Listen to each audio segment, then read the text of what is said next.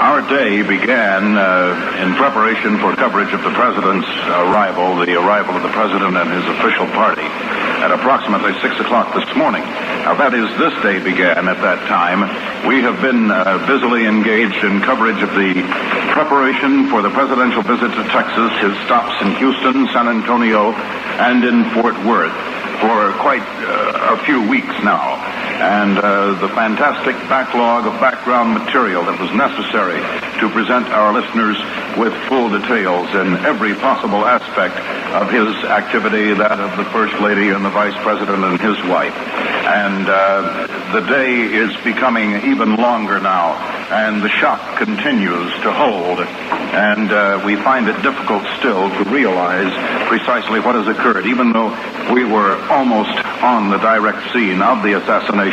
We had just witnessed the President's arrival at Love Field and departure of the motorcade for the downtown area and then to the Trade Mart. So, as we recap these events of the day and of the past several days and the past week and go back into the background of John Fitzgerald Kennedy, we find ourselves in a moment of startling history. A moment which we had not anticipated, of course, one for which we were not prepared, other than the fact that all of those among us are constantly prepared for the unexpected, but still the shock lingers. Doctors at Southwestern Medical Center here in Dallas say now that Governor Connolly survived his 4-hour operation satisfactorily. He is doing, as they term it, fine.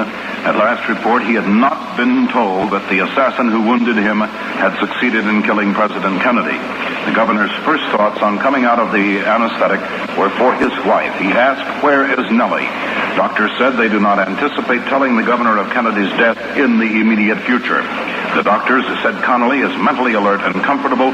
Mrs. Connolly bedside with her husband who was near her husband when the bullet struck. And the Connolly's 17-year-old son, Johnny, will spend the night next door to his hospital room at Parkland Hospital. Gordon? We were telling about the assassination of Lincoln, and then came Garfield. Garfield had been in the White House just 4 months. They were tiring months, and made a good bit more tiring by the flood of office seekers who were hoping for a place in the new administration. Now, Garfield was leaving Washington for a 2-week vacation. Charles J. Guiteau had hoped for appointment as ambassador to Austria, or perhaps a consul in Paris. But Guiteau didn't get either one of them, and he got little attention, as a matter of fact, from Washington officials. So on the morning of July 2nd, 1881, Garfield, the president, was walking through the ladies' waiting room of the station. He was on his way, as we have said, for a 2-week vacation. He was accompanied by Secretary of State James G. Blaine. Guiteau came up behind them, drill pistols fired from a few feet away at the president's back. Garfield lived more than 2 months, but he died September 19th. Guiteau, all of them alike, in that none of them seemed to ever regret their action. Guiteau told at his trial, "I come here in the capacity of an agent of the deity in this matter." He was hanged June 30th, 1882. Then President William McKinley. He was the attraction of the day at the magnificent Pan American Exposition in Buffalo on a warm September afternoon 20 years after the Garfield assassination. Now, the hit of that exposition in Buffalo, that great Pan American Exposition, was the Tower of Light, a 409-foot structure encrusted with 35,000 light bulbs. The white stucco Temple of Music was the important building, and it was September 6th, 1901, a day so far away. President McKinley was going to stand in a reception line for 10 minutes, shaking hands with the public. And then Leon F. Zalgas, a factory worker, a farmhand, and an anarchist who felt he had a mission. He got in line early, Zalgas did. As the line moved forward into the building, toward the presidential party, in front of a display of potted trees, Zalgas held his right hand tight against his side. It was wrapped in a white handkerchief. It looked like a bandage. In that injured hand, what he meant to show as an injured hand, Zalgas held a .32 caliber revolver. The president in the reception line held out his hand when that slim young farmhand faced him, the young anarchist who held a bandage on his hand, and Zalgas got off 2 shots into McKinley's body before he was knocked off his feet by the soldiers and Secret Service men. President McKinley died 8 days later. Zalgas electrocuted October 29, 1901. 4 men assassinated in office. 3 at close range. Lincoln, Garfield, McKinley. Now Kennedy, first man in office as president to be assassinated by the long-range rifle in a motorcade. Joe?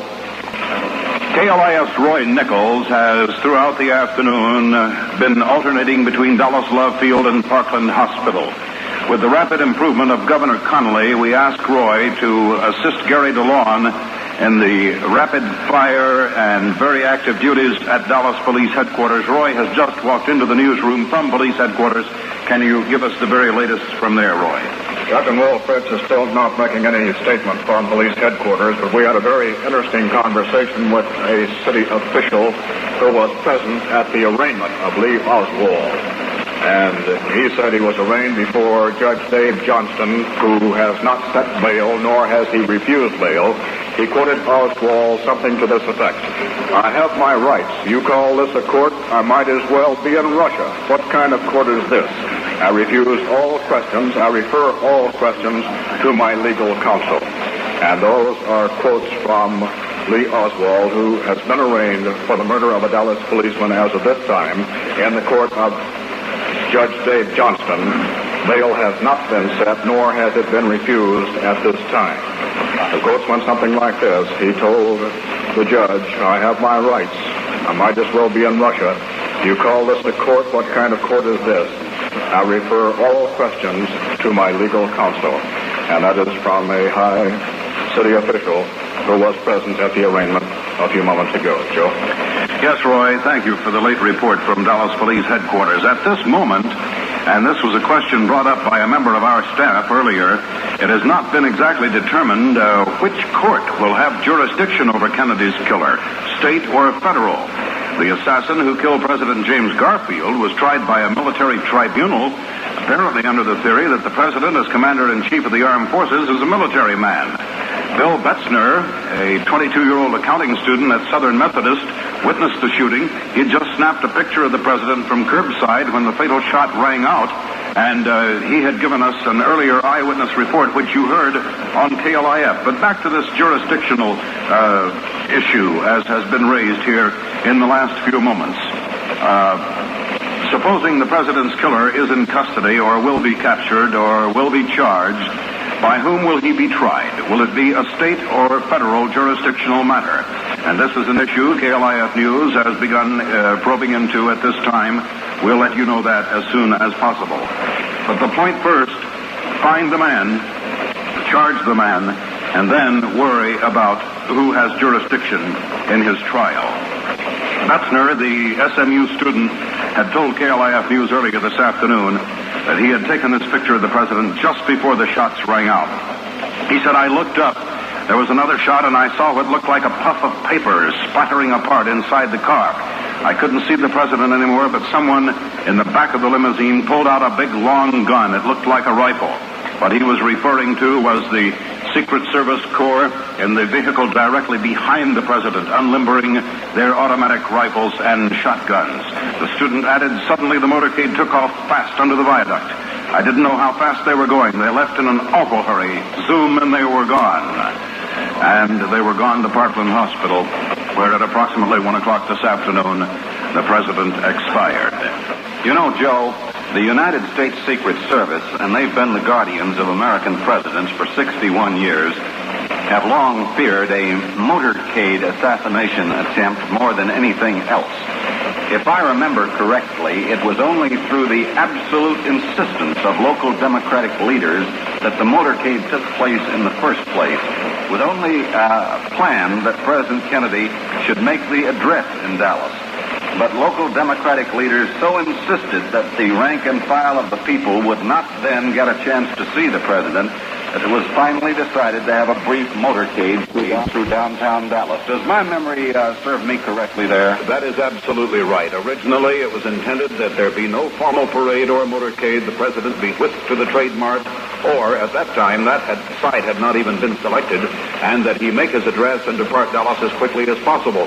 But as you said, these local party leaders assumed that the public would feel snubbed by this type treatment and would be resentful. And resentment, of course, has been high concerning certain administration actions in the Dallas area in recent months. In fact, they had even pressed most heavily for the president to announce his support of the Dallas Federal Center while here. And part of this, in addition to the motorcade, may have been the reason behind the president and Mrs. Kennedy and Lyndon Johnson and Lady Bird departing the official vehicles and walking along the restraining fence and shaking hands with those who were on hand to greet them at Love Field this morning. So here we have the great tragedy, the great unbelievability, a motorcade that was never scheduled to take place in the first place. And as we've said, the United States Secret Service, which has been guarding American presidents for 61 years, which only lost one of them. They lost Garfield. They lost him. They were right up next to him, but an assassin killed him. Outside of Garfield, they've not lost anyone else through any fault of the Secret Services. They have feared a motorcade assassination attempt more than anything else. In private conversations and in books published by top officials after they had left the Secret Service, agents of the Secret Service have admitted that presidents or any officials who rode in open cars down crowded city streets were just about at their most vulnerable as far as being targets of assassination are concerned. Now, there are many precautions that can be taken against such attempts. Before a presidential visit to any city, of course, as everybody knows, these Secret Service agents visit local police.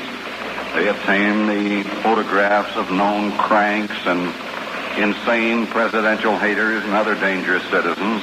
And even, indeed, in some cases, the families of such men are asked to keep them off the streets and even out of town during a president's visit. In addition to that, Gordon, the press corps, the radio, newspaper, and television reporters, all are very closely investigated. We have undergone the most intense scrutiny by direct interview and by other means of checking out over the past 2 weeks.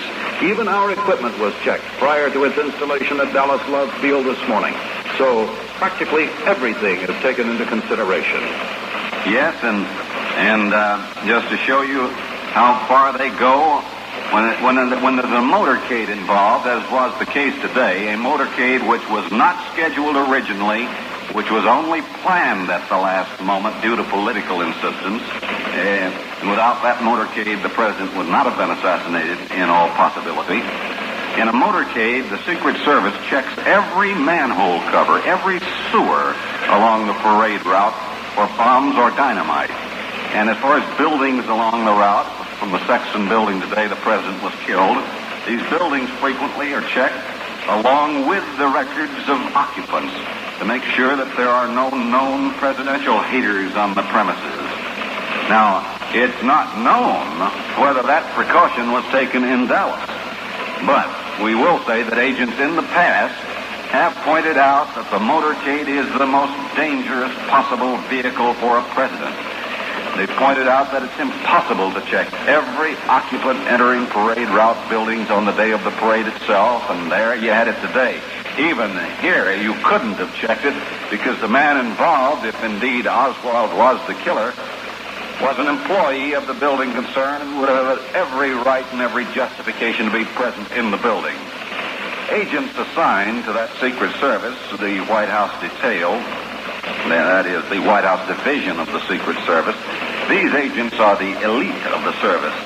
Every one of them has to have 2 years of field service. They have to be trained in foreign language. They have to pass the most ruthless tests in marksmanship, judo, even first aid. And now this elite corps, sort of like the German elite which surrounded Hitler, although that's a bad example, we'll have to use it, are trained never to watch the president himself, but just to watch the people and the crowds around the president. They're also sworn to throw themselves in front of the president or the vice president, whoever they may be guarding, at the first indication of gunfire, so that the Secret Service man is on sworn trust to take the bullets, if possible, that are meant for the chief executive. Here, of course, there was no opportunity whatsoever. They couldn't possibly have done so.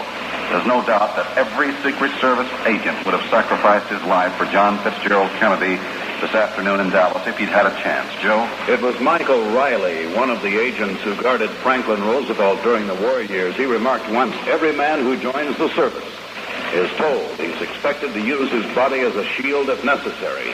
And if the agent didn't think the risk was worth the salary, he could work in any of 15 other Secret Service districts in the United States." At Dallas Love Field this morning, the Secret Service men were there, hardly recognized by many of the people because they had allowed themselves to be absorbed by the crowd of spectators. They appeared to be perhaps drivers or just the regular public who had come to visit the president. But Dallas police officers were stationed on the roofs of all the buildings, the Air Freight Division, and on the International Reception Center, and the United States Public Health Service Reception Center, on the hangar roofs. They were all around. As we commented once during our preparatory broadcast to the president's arrival, it appeared to be a police convention, and Love Field was considered one of the most critical points of security in the president's visit to Texas today.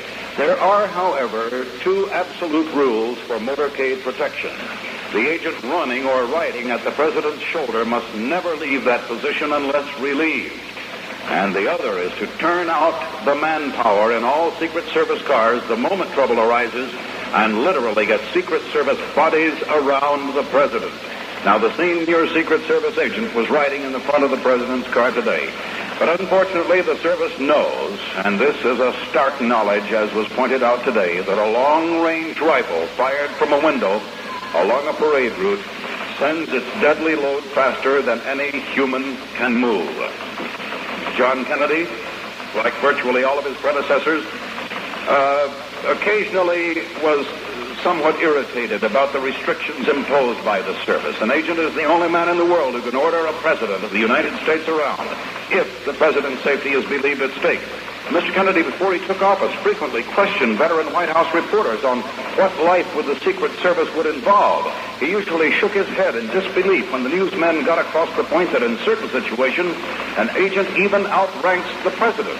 And we were discussing among the reporters on hand this morning at Dallas Love Field that these Secret Service men with whom we had talked in private, and certainly they never allow themselves to be quoted publicly because that is not their station, but they said the moment the president departs protocol, the moment he breaks the planned procedure in any public gathering, leaves the automobile, leaves the assigned route of walking or travel, and goes over to shake hands, this is when, and these were the words of one particular officer, we get the clangs. It puts us on a very, very tense situation, and we are constantly concerned. But the precautions taken to safeguard the lives of American chief executives border on the incredible, as we've already outlined. At Andrews Air Force Base, for example, where the presidential jet is based, the pit containing the underground cables connected to newsmen's telephones are even checked before arrival and departure. The plane itself is under 24-hour armed guard. If a president attends a banquet, every guest, waiter, every entertainer quietly checked out, so is the food. In the situation today at the Dallas Trade Mart, it was determined at first that all the steaks would be cooked except one, which would be selected and set aside for the president, specially selected. But the Secret Service vetoed that. They said, no, all steaks will be cooked, and then we will at random select one for the president to avoid any chance of a possible poisoning attempt. So shortwave walkie-talkies are keeping the agents moving in and out of assigned motorcade position. Another tense situation is usually it is traditional for the president to throw out the first baseball of the Major League Baseball season in Washington each year. It is traditional for him to attend the Army-Navy football game. All circumstances. White House gifts are run through X-ray machines. Every crank letter investigated and filed for future reference. But not every crank writes letters, as we perhaps have found out today. And on November 22nd, 1963, at 1:30 p.m., 12:30 Dallas time, the 35th President of the United States was killed by an assassin whose murder bullet penetrated the best protective screen in the world, the United States Secret Service. A late report from Roy Nichols. Joe, out at Parkland Hospital, Mrs. John Connolly, wife of the wounded governor, said tonight she thinks President Kennedy was shot first. She told her version of the shooting to an aide of the governor, Julian Reed. Now, her story, of course, disagrees with those of police who were in the motorcade. The doctor, too, indicated that Governor Connolly turned slightly, and that perhaps saved his life. Apparently, he turned after hearing the shot or noticing the president fall.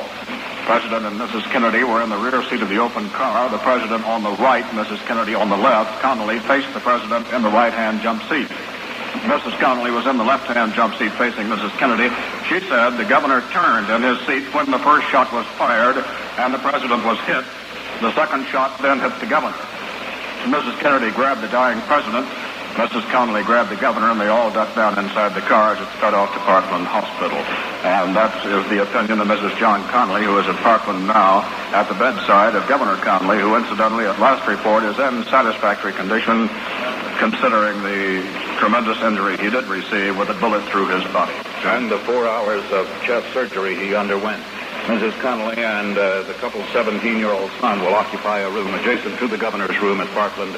Tonight he'll be there some 14, 16 days perhaps, then possibly be able to leave. Certainly not a well man, but perhaps one of the world's luckiest men that he survived this shooting today.